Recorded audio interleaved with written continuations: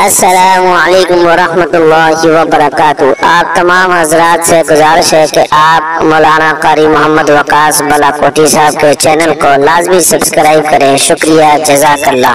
جس گناہ سے عمر کم ہوتی ہے وہ ہے ماں سے بدسلوکی۔ جس گناہ سے انسان پر لعنت ہوتی ہے وہ ہے جھوٹ۔ جس گناہ سے دنیا میں ہی پکڑ ہوتی ہے وہ ہے ظلم۔ جس گناہ پر پردہ فاش ہو جاتا ہے وہ ہے نشہ۔ جس گناہ سے پوری انسانیت تباہ ہوتی ہے وہ ہے قتل۔ جس گناہ سے نعمتیں چھین جاتی ہیں وہ ہے تکبر۔ جس گناہ سے دعائیں قبول نہیں ہوتی وہ ہے حرام کی کمائی۔ جس گناہ سے رب ناراض ہوتا ہے وہ ہے باپ کی نافرمانی۔ جب گھر کے بڑے رخصت ہو جاتے ہیں تو اپنے ساتھ بہت ساری برکتیں اور بے فکریاں بھی لے جاتے ہیں۔ جب ماں چھوڑ کر جاتی ہے تو کوئی دعا دینے والا نہیں ہوتا، اور جب باپ چھوڑ کر جاتا ہے تو کوئی حوصلہ دینے والا نہیں ہوتا۔ پریشان مت ہوا کرو، تمہارے رب کا تم سے وعدہ ہے، ان مع العسر یسرا، بے شک مشکل کے بعد آسانی ہے۔ زندگی کیا ہے لمحے کی خبر نہیں، دلوں سے بدگمانیاں نکال پھینکیں، مسکرا کر سب سے ملیں، نہ جانے کب کہاں زندگی کا سفر رک جائے، ہم آج ہیں کل تھے ہو جائیں گے۔ چپ سے بڑی کوئی بددعا نہیں ہوتی، جب بندہ بولتا ہے تو قدرت خاموش ہو جاتی ہے، جب بندہ خاموش ہوتا ہے تو قدرت انتقام لیتی ہے، اور قدرت کا انتقام بہت برا ہوتا ہے۔ سب سے خوبصورت اور صاف زبان رویوں کی ہوتی ہے، کچھ کہنا سننا بھی نہیں پڑتا اور ساری بات بھی سمجھ آ جاتی ہے۔ دل میں کھوٹ ہو تو دعا، عطا اور محبت تینوں راستہ بدل لیتی ہیں۔ جب بندہ مخلص ہو تو عزت میرا رب دیتا ہے۔ حضرت ابو درداء رضی اللہ تعالیٰ عنہ سے مروی ہے کہ رسول اللہ صلی اللہ علیہ وسلم نے فرمایا، اگر تم کو ٹکڑے ٹکڑے کر دیا جائے پھر بھی شرک نہ کرنا، دکھاوے کی کوشش کبھی نہ کرو، جب کمال کو پہنچو گے تو خود ہی نظر آ جاؤ گے۔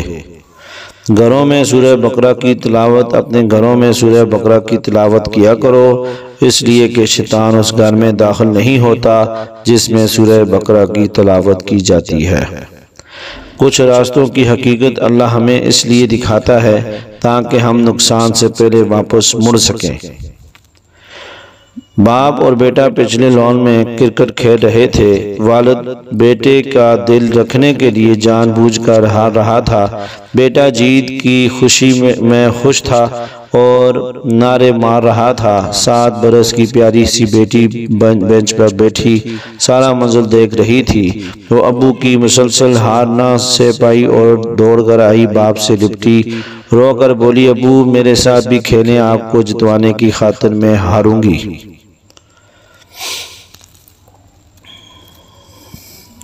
وہ خسارہ ہمیشہ یاد رہتا ہے جو کسی کے ساتھ دل سے مخلص ہو کر کھایا گیا ہو۔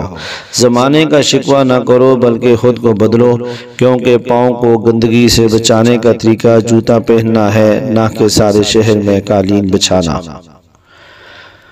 وقت اچھا ہو یا برا گزر ہی جاتا ہے، بس یاد رہتا ہے تو اتنا کہ کس نے مشکل وقت کو مشکل ترین بنا دیا اور کس نے آسان بنایا۔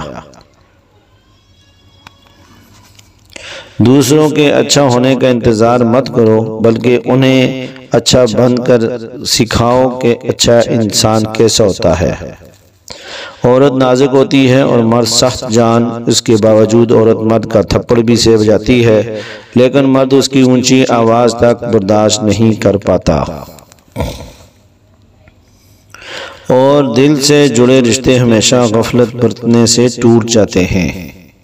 ان لوگوں کو رشتے بچانے سے کوئی مطلب نہیں ہوتا جنہیں اپنے مطلب سے مطلب ہوتا ہے۔ کبھی دوسروں کو خوشی دے کر دیکھو، تمہیں خود ہی سکون مل جائے گا۔ دشمن بنانے کے لیے ضروری نہیں کہ آپ کسی سے لڑائی کریں، بس حق اور سچ بولیں، بے شمار دشمن آپ کو اپنے خاندان میں ہی مل جائیں گے۔ جنت میں سب ہے لیکن موت نہیں، قرآن میں سب کچھ ہے لیکن جھوٹ نہیں، دنیا میں سب کچھ ہے لیکن وفا نہیں، انسان میں سب کچھ ہے لیکن صبر نہیں۔ انسان سخت مزاج اس وقت بنتا ہے جب بہت سارے لوگ اس کی نرمی کا غلط فائدہ اٹھا چکے ہوتے ہیں۔ ہم کسی کے دل میں جھانک نہیں سکتے اور نہ ہی جان سکتے ہیں کہ کون ہمارے ساتھ کتنا مخلص ہے، لیکن وقت اور رویے جلد ہی احساس دلا دیتے ہیں۔ جب زمانہ مشکل میں ڈال دیتا ہے تو میرا رب ہزار راستے کھول دیتا ہے۔ دنیا تعلیم یافتہ لوگوں سے بھر گئی مگر انسانیت سے خالی ہو گئی ہے۔ پہلے دو لڑتے تھے، تیسرا صلح کرواتا تھا، چھڑاتا تھا، مگر اب تیسرا ویڈیو بناتا ہے۔ اپنے اندر پرندے کی طرح عاجزی پیدا کرو جو آسمان کی بلندیوں کو چھو کر بھی اپنی گردن جھکا کر رکھتا ہے۔ رسول اللہ صلی اللہ علیہ وسلم نے فرمایا، بد اخلاق اور سخت دل انسان جنت میں داخل نہیں ہوگا۔ مطلب کا وزن بہت زیادہ ہوتا ہے، اسی لیے تو مطلب نکلتے ہی رشتے ہلکے ہو جاتے ہیں۔ اچھے انسان کے ساتھ اچھے رہو لیکن برے کے لیے برے مت منو، کیونکہ تم پانی سے خون صاف کر سکتے ہو لیکن خون سے خون صاف نہیں کر سکتے۔